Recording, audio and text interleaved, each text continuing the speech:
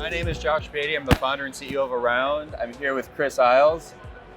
Chris is the head of innovation at the Minnesota Twins and instrumental in a lot of ways of really moving baseball into the 21st century, especially with younger audiences. So, Chris, we're here at CES, really the center of innovation and technology. Give us a sense of how the Minnesota Twins view innovation and technology these days. Yeah, I'd say we view innovation and technology as being crucial to our business. I mean, if you're not innovating, you're dying, you're going the way of Blockbuster. So we've made significant investments in innovation, in the latest tech, to be able to offer fans the types of experiences that we think are going to attract and retain the next generation of baseball fans, as well as be able to take care of our current diehard fans. Now, I'm sure bringing newness and technology to a very traditional organization industry. Yeah. I mean, baseball really hasn't evolved much from a game standpoint. Yeah.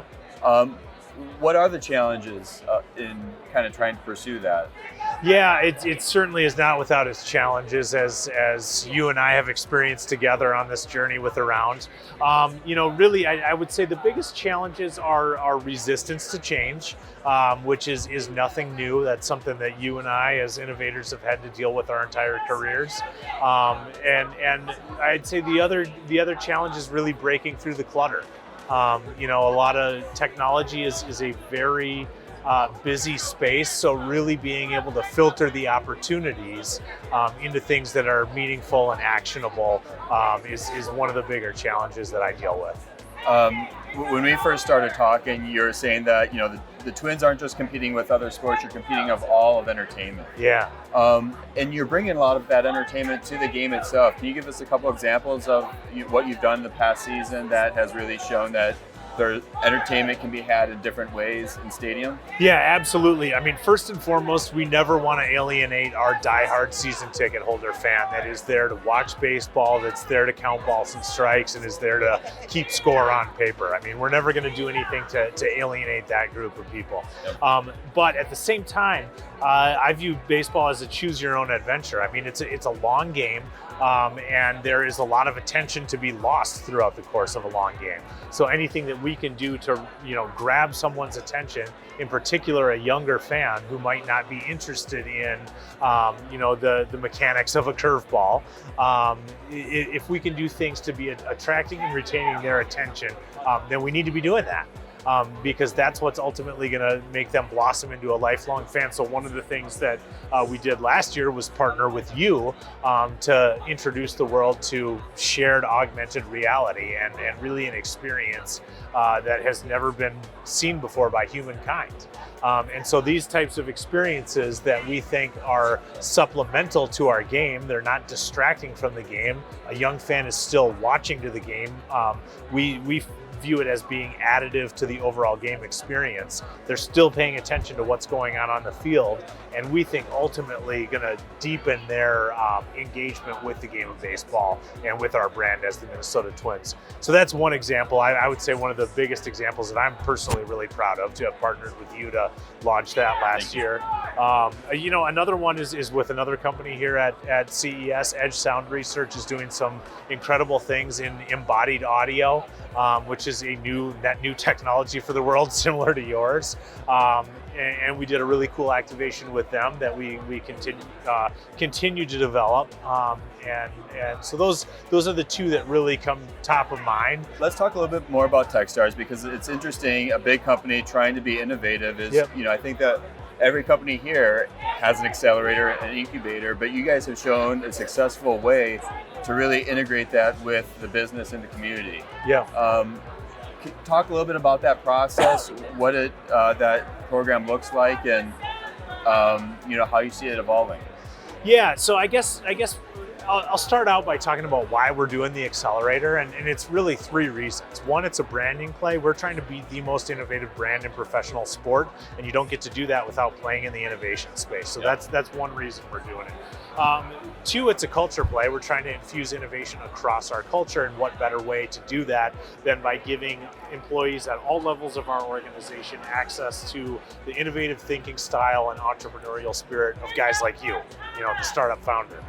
So it's a culture play, and three, we view it as a long-term revenue play. I mean, ultimately, we believe we have a competitive advantage in helping these companies that we invest in and that we bring through our accelerator in becoming, really profitable companies in the future. So three, it's a long-term revenue generation play. We're seeing teams across sports trying to diversify their revenue streams, and this is certainly no different. Those are really the three reasons why we're doing it. I think we do have a competitive advantage in the space, and we're somewhat unique in that we come with a built-in audience. We draw 2 to 3 million people to our facility every year. So we are in a unique position with these companies to be able to put them in front of a lot of people physically in person in a short amount of time. And you guys are an example of that. We were able to help launch and put you guys in front of an audience in a much shorter time frame than, frankly, a lot of other organizations would be. So we view that as our competitive advantage in the accelerator and venture capital space. We are uniquely positioned to put startups in front of audiences. We're uniquely positioned to run pilots of proofs of concept and help companies try and scale ideas very quickly. I'm a core believer in a result of a lot of that, so I have to thank you there. Any questions you want to ask me? What's next for Around? That is a great question. So we do see ourselves as the next generation of fan engagement, where we can really focus on not just baseball, but a lot of these live events and finding ways to make people feel more a part of it. Because I think after COVID, people want to come together. They want to find ways to see each other. And I think the internet, it's way too self-focused, really pulling people into themselves. And so to kind of flip that, find these ways that we can think about the internet differently. I mean, it is more of coming together with a place and the shared passions and finding new ways to become a part of that. So any way we can kind of tear down those boundaries of kind of passivity and turn it into interactivity is really what we're trying to achieve. So throughout the course of launching Around, I've watched you overcome several obstacles, several hurdles. What would you say has been the biggest challenge that you've faced in getting to this point where you're at right now?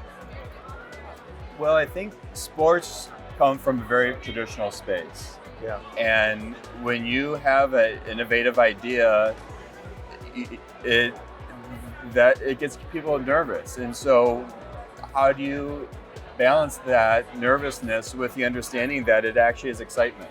Yeah. It really is opening up new opportunities. It's not closing doors. And so trying to explain that has been hard. It's much easier to show it once we're in a stadium. So having early believers has been really the best way to move past a lot of those barriers. Yep. So you've proven out in a very short amount of time what you're able to execute in the augmented reality space. Mm-hmm. One of the things that initially got me really interested in what you were working on is I think the applications and the implications of this technology are far beyond a mobile device. Talk about what you see as some of the broader implications for this tech in the future. Yeah, I mean, I believe that spatial computing will be the next paradigm, where it's less of how you receive information and more in how you connect with the world around us. Yeah. And so right now, the mobile device is a means into this world. Headsets may take off. Where they will first happen is the living room and the stadium, because those are safe spaces.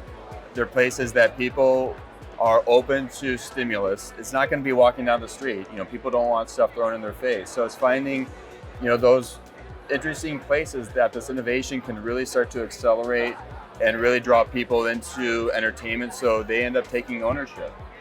Also, we see ourselves as changing the way storytelling is done, because now users can become a part of the story. They can become a part of the action on the field. And the feelings that come from that, the ownership that comes from that, is really valuable. And I think we're just discovering what that value means to businesses, to fans, and to brands. What are you most excited about heading into 2023 here? Opening day. Yeah, good answer. Awesome. Good answer. Well, Chris, thank you so much. Yeah. This is great. Thanks for having me.